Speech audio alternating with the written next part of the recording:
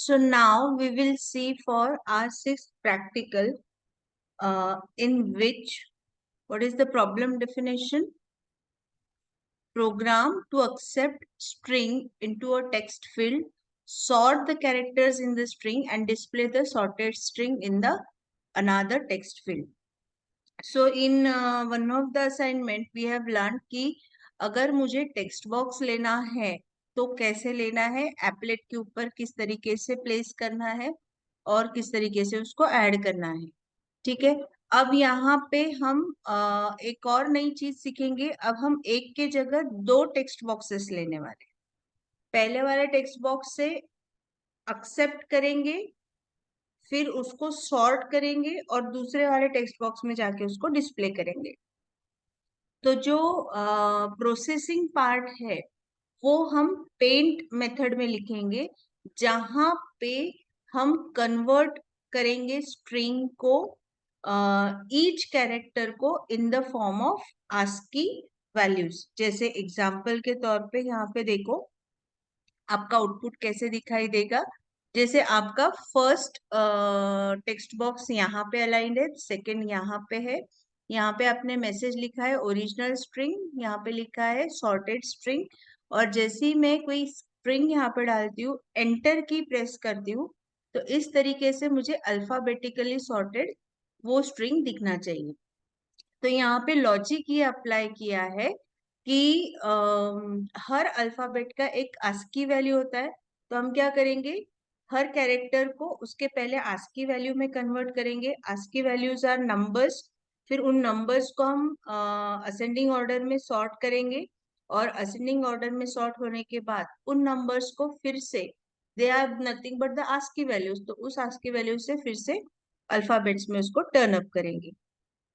क्या किया हमने, स्ट्रिंग लिया, स्ट्रिंग को आस्की वैल्यू के अरे में कन्वर्ट किया, उस अरे को सॉर्ट किया और सॉर्ट करने के बाद जो sorted numerical value which is nothing but the ASCII value, उसको फिर से कैरेक्टर वाइज डिस्प्ले किया। ठीक है, तो अभी हम लोग प्रॉब्लम डेफिनेशन के हिसाब से अल्गोरिदम देखेंगे। हम लोगों को क्या करना है, टेक्स्ट फील्ड लेना है फ्रॉम एप्लेट। उसके बाद इनिट मेथड में दो टेक्स्ट फील्ड्स चाहिए, तो दो ऑब्जेक्ट्स क्रिएट करने पड़ेंगे, जिसका पहले का नाम रखा हमने टेक्स्ट वन, दूसरे का नाम रखा टेक्स्ट टू। और दोनों को हमको एप्लेट को ऐड करना है।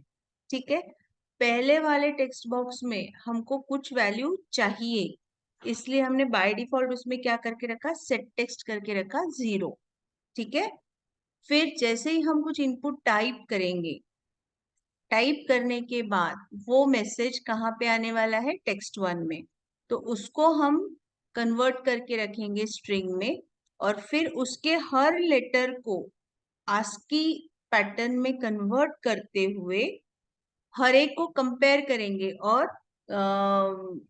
लोएस्ट से हाईएस्ट आस्की वैल्यू तक वो एक्सचेंज करते हुए हमारे पास एक ओरिजिनल स्ट्रिंग रहेगा and now the sorted string. ठीक है, अगर हम प्लेन जैसे जेडीके फोल्डर के थ्रू हम वर्कआउट करते हैं, तो हमने देखा है कि applet viewer class, applet viewer के थ्रू हम ये एप्लेट का आउटपुट देख सकते हैं। तो इसके लिए हमको क्या लगेगा, HTML फाइल लगेगा, जिसमें इम्पोर्टेंट क्या है, एप्लेट कोड वाले, इसमें कोड के पैरामीटर्स में आप क्या पास ऑन करोगे, जिस जावा फाइल नेम का आपने फाइल क्रिएट किया हुआ है उसका डॉट क्लास फाइल। ठीक है, मतलब आपको क्या करना है, पहले सोर्स कोड लिखना है, फिर कंपाइल करके उसको एग्जीक्यूट करना है। तो जो एग्जीक्यूटेबल फाइल रहेगी वो हम किसको पास करने वाले हैं, HTML के एप्लेट के कोड ये पैरामीटर को। ठीक है, तो देखियो हमारा फ्लो चार्ट कैसे जाएगा।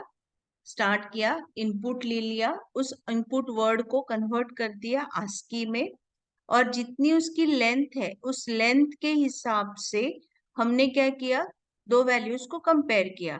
अगर स्मॉल है तो वो ऊपर वाली वैल्यू में रहेगी, मतलब B of I में रहेगी, और अगर नहीं है तो फिर एक्सचेंज होके वैल्यू सॉर्ट होगी। और कब तक के ये फॉर लूप चलता रहेगा? जब तक के पूरे अल्फाबेट्स सॉर्ट आउट नहीं होते। ठीक है, सो अभी कोडिंग देखेंगे। कोडिंग में देखो हमको क्या क्या एक्सपेक्टेड है। अभी हमने यहाँ पे import java.awt.star डायरेक्टली नहीं लिया। अब हमको पता है, एक्सप्लिसिटली पता है कि मुझे कौन कौन सी क्लासेस लगने वाली है, तो मैंने स्पेसिफिकली उन्हीं क्लासेस के बारे में लिखा। जैसे फॉर एग्जाम्पल import java.awt.event लगेगा, java.awt.graphics लगेगा, java.awt.textfield लगेगा, और applet क्लास लगने वाला है और उसकी मेथड्स लगने वाली है। तो मैंने क्या किया, import java.applet.star लिखा। ठीक है, अब एग्जाम्पल के तौर पे मैंने एक क्लास फाइल बनाई है applet वाली, जिसका नाम लिखा है sort name। तो जब आप नेटबीन्स ओपन करोगे और उसमें कौन सा वाला ऑप्शन यूज करोगे, एंट वाला, एंट में आप क्या करोगे, एप्लेट जावा का डिजाइन करोगे। और जैसे जावा का एप्लेट डिजाइन करोगे तो आपको क्या नाम दिखेगा, public class sort name x tends applet लिखे हुआ दिखाई देगा। उसमें आप क्या करोगे, टेक्स्ट फील्ड के दो ऑब्जेक्ट्स क्रिएट करोगे, और फिर उसमें पब्लिक वॉइड इनिट मेथड के अंदर आप क्या कर रहे हो, देखो पहला टेक्स्ट वन क्रिएट किया, उसको ब्लैंक किया, फिर दूसरा टेक्स्ट टू क्रिएट किया, उसको भी ब्लैंक किया, और दोनों को ऐड किया। ठीक है, अभी ऐड क्यों करना है ये हमने लास्ट प्रैक्टिकल में भी देखा हुआ था। ठीक है, नाउ अब हम पेंट मेथड में देखेंगे। पेंट मेथड में हमने क्या किया, ग्राफिक्स का ऑब्जेक्ट क्रिएट किया, ग्राफिक्स का ऑब्जेक्ट क्रिएट किया, और उस ऑब्जेक्ट के ड्रॉ स्ट्रिंग मेथड से हमने पहले इस लोकेशन पे ओरिजिनल स्ट्रिंग डिस्प्ले किया, और ये 100,50 ये लोकेशन पे सॉर्टेड स्ट्रिंग स्पेस किया। अब ये x की वैल्यू है, ये y की वैल्यू है, ये x की वैल्यू है, ये y की वैल्यू है। तो ये 150 मतलब 50th रो और फर्स्ट कॉलम से ये वाला वैल्यू चालू होगा, और ये 100th कॉलम और 50th रो से चालू होगा। तो आपको दिखेगा कि हमने ओरिजिनल स्ट्रिंग और सॉर्टेड स्ट्रिंग एक ही लाइन में लिखा है। ठीक है, उसके बाद में यहाँ देखो मैंने एक ऑब्जेक्ट क्रिएट किया है स्ट्रिंग का, और ये int1 नहीं है, l है, l फॉर लेंथ। ठीक है, don't confuse your self, this is length का l, l equals to 0 set किया है, और पहला वाला वैल्यू कहाँ पे आने वाला है आपका, टेक्स्ट वन में। तो text one dot gate text method से वो वैल्यू हमने कहाँ असाइन कर दिया, s1 में।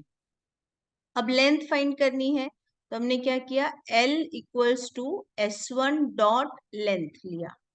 ठीक है, अब हमको उसको कन्वर्ट करना है काय में, आस्की वैल्यूज में। तो हमको एक अरे लगेगा, तो मैंने एक कैरेक्टर अरे क्रिएट किया, कैर बी। देखो अरे कैसे क्रिएट किया, टाइप नेम, अरे का नाम square bracket equals to new, फिर से कैर, बट यहाँ पे मैंने साइज दी है, तो साइज क्या दी है, l+1, नल कैरेक्टर होता है ना लास्ट में, तो इसलिए l+1। Okay, for i equals to 0, i less than l, i plus plus,